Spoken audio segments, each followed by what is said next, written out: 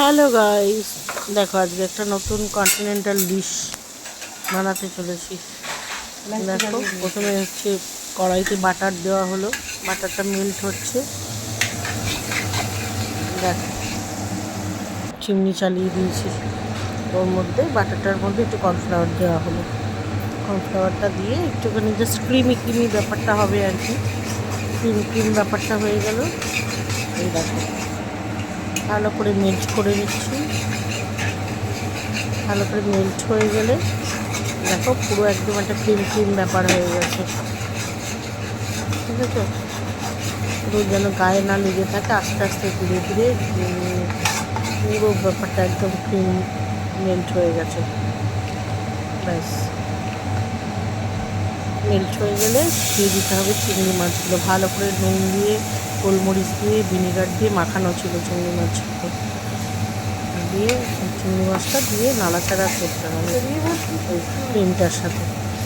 দিয়ে চিংড়ি মাছগুলো নাড়াচাড়া করে একদম যাতে মানে একটু ওর মধ্যে একটু রসুন দিয়ে দিবে যাতে ফ্লেভারটা ঢোকে ভালো করে।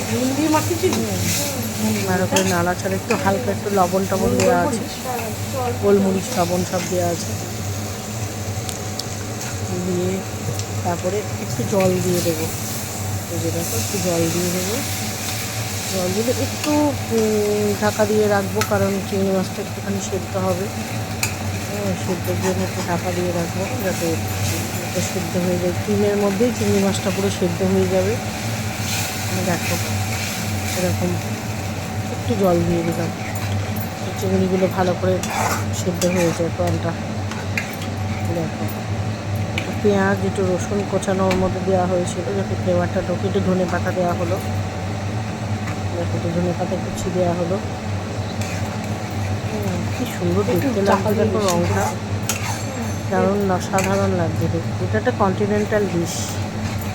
দেখো তো ভালো টেস্ট হয়েছিল, সাধারণ হয়েছিল। দেখো সামান্য একটু লবণ কম ছিল বলে লবণ দেওয়া হলো,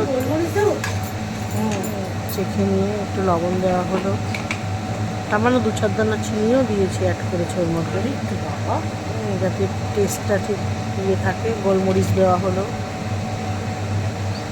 যাতে ঠিকঠাক একবার টেস্টটা ব্যালেন্স থাকে। ওই জন্য চিনিতে সবসময় সব কিছুতে একটু চিনি নুনটা দিতে হয় ব্যালেন্সের জন্য, যাতে টেস্টটা ব্যালেন্স থাকে। গোলমরিচ দিয়ে দিলাম, সুন্দর সুন্দর করে নেড়ে ছেড়ে ঢাকা দিয়ে রাখবো যাতে ইয়ে হয়ে যায়, সিদ্ধ হয়ে যায় চিংড়িগুলো।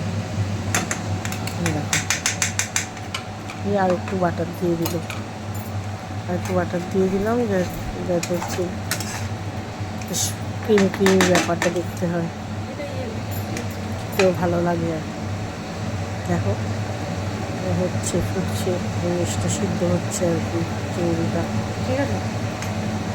দেখো চিংড়ি মাছ তো দেখতে দেখতে হয়ে যায়, নাড়াচাড়া করতে করতে সিদ্ধ হয়ে যায়, বেশি টাইম লাগে না। তার মধ্যে আবার ভিনিগারে ভিজানো ছিল, এমনি নরম মজে গেছিলো। দেখো ঢাকনা দিয়ে গেল, এটা বানানো হয়ে গেল চিংড়িটা। এরপরে দেখো কাটা আছে হচ্ছে ইয়ে, ব্যাপারটা দেখতে এরকম হবে, প্লেটটা এরকম হবে। নামটা একটা ভেবে রাখবে, কী নাম দেবে প্লেটটা। একটু গোবিন্দভোগ চালের ভাতটাকে হচ্ছে কড়াতে নাড়াচাড়া করা হবে। আর ওই সবজিগুলো যে দেখাচ্ছে সবজি, ক্যাপসিকাম, লাল হলুদ ক্যাপসিকাম, লেটুস পাতা, এগুলো একটু ব্লাঞ্চ করে রাখা আছে, একটু জাস্ট সতে করে নেওয়া হয়েছে ইয়েতে, ভালো লাগে।